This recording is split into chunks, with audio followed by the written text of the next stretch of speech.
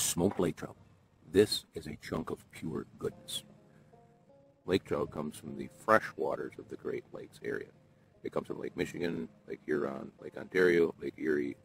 What's the last one? The most important one, Lake Superior. That's where this one came from. It's the cleanest of the lakes.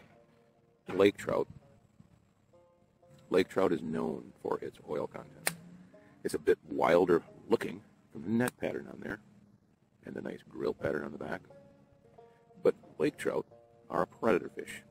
They eat little fishies, and the bigger these get, the more bigger fishies they eat too. And there's a problem, as I always point out. The higher you get on the food chain, the more collective toxins you end up in the fish. And these are notoriously full of those unwanted substances. Hence, that's why I buy the smallest fish I can get, because this creature has not lived as long as the big daddies who have eaten so much of the bad stuff. So this one is less of a risk, but you always have to keep that in mind when you're eating any freshwater fish or any fish at all. The bigger the fish, the more risk of toxins that you take in. You can do your best to remove those by removing the fat. So I'm going to just use the Neanderthal method of eating this smoked fish because that's the way it is. Now I'm just going to rip the skin off. And quite often, when you're eating smoked fish, especially out in the wild or on a lake when you're fishing, you just rip the stuff off and feed it to the other fish.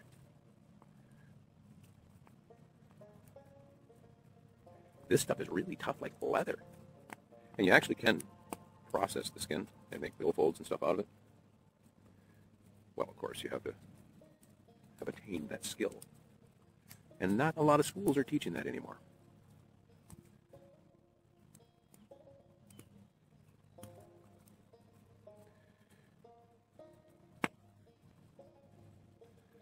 So let's just call that good. Now take a look. There's a lot of dark meat there. That dark meat is not the good stuff. I mean, it's the good taste stuff. It's a lot like the bacon part of the fish. But just like bacon, it's the lesser that's the lesser good for you. And this is where a lot of toxins build up. So the best thing you can do is to scrape that dark meat away. See how it comes out in a little groove right there? It actually comes off quite well. Right in that middle portion there, that's called the lateral line of a fish. This is where all the nerves are. It connects to there's little filaments that connect to each scale, so they can detect feeling and they can control all their muscles. Now I'm going to scrape that off into our fire here.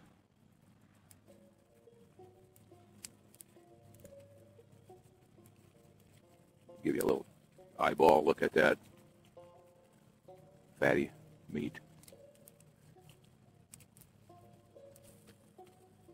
Still got a little ways to go.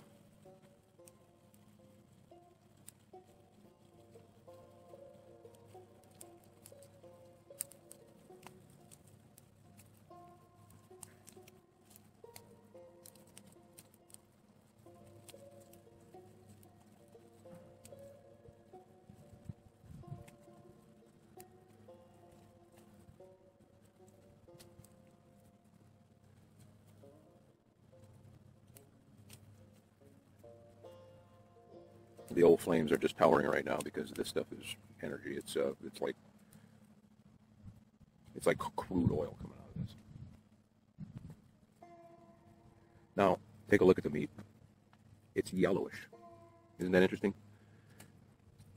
It seems like lake trout, fresh or smoked, has always got a yellow tinge to it.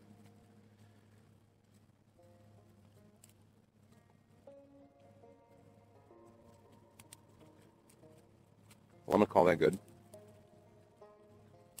And I can't hardly determine where.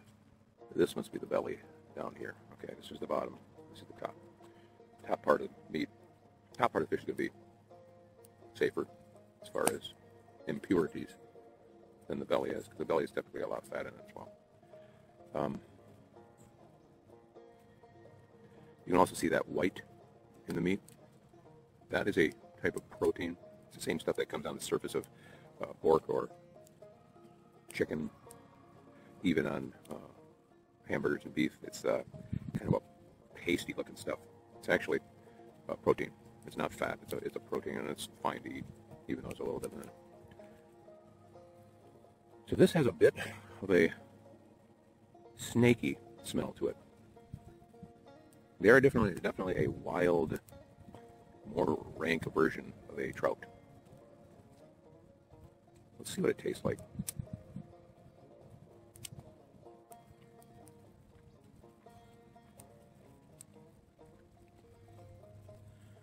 I'm a bit surprised here because it's very sardine-like. Not as much of the typical smoky fish taste that I would usually get. It's very much sardine-like.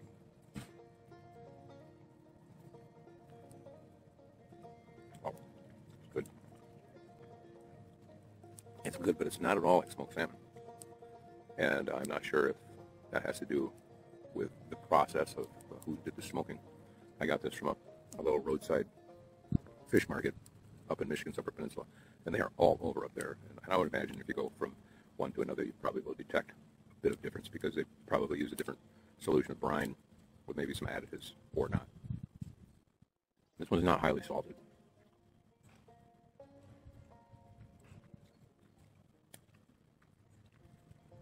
Oh, there I got a waft. It's a deposit of salt in there. The end part's going to be a little bit better because it was open to the smoke. Oh boy. Yeah. It's getting better down here. The more you approach the belly fat, that's where all the flavor is. I mean, if you boil or broil the fat out of anything, you remove the taste. And let me look at that again. A little bit of that whiteness marbled through it.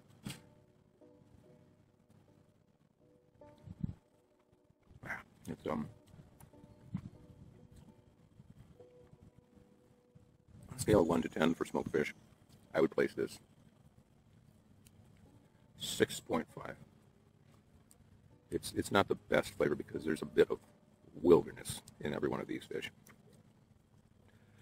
Years ago, probably about 30 years ago, these were actually recommended you don't eat any of them. I had heard it said that if you eat even one of these, you have enough toxins to last the rest of your life. They cleaned up the Great Lakes quite a bit. But there are still the forever chemicals out there that nobody really knows how to take care of. And the fact is, everyone's already got them. So it's not something you need to really fear. But if you can avoid extra additives, probably best. So here's a chunk off the belly. Again, very yellow.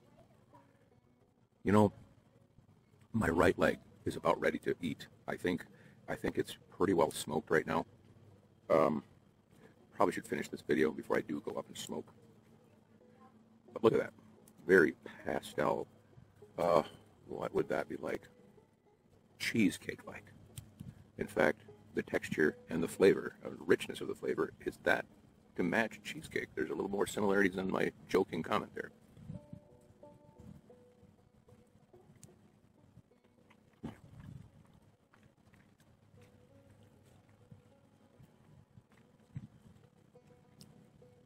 Let me show you something here. Remember I said the little filaments connected along the side from the skin to the muscles? Can you see that? All those little white lines there? That's what they look like after they've been smoke cooked. And smoking doesn't really cook it like you would cook meat. It's the little, if you've ever seen a video of a smoke particle, there is such a thing. They're like little spiral galaxies. And when they touch the meat, they bring that little amount of heat into the meat. And then the chemicals in the smoke also smoke cure it. It's not cooked at high temperatures. Smoking is always done at really low temperatures. I'm just kind of guessing in the high 170s to the low 240s or something like that. I could be way out in space, but from my smoking experience, it's not very hot. But it takes a lot of time. I wasn't planning on eating this much, but I can't feel my leg anymore anyway. So maybe I'll keep going a little bit more.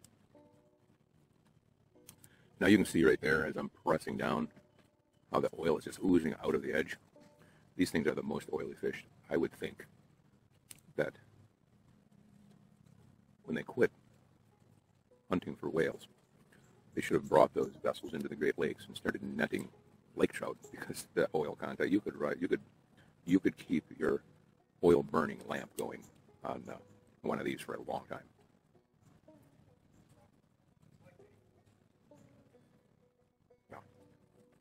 Alrighty, we better call it quits there.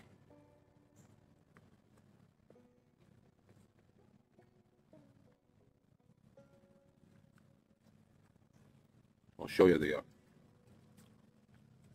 there's the gnawed portion with plenty left to go.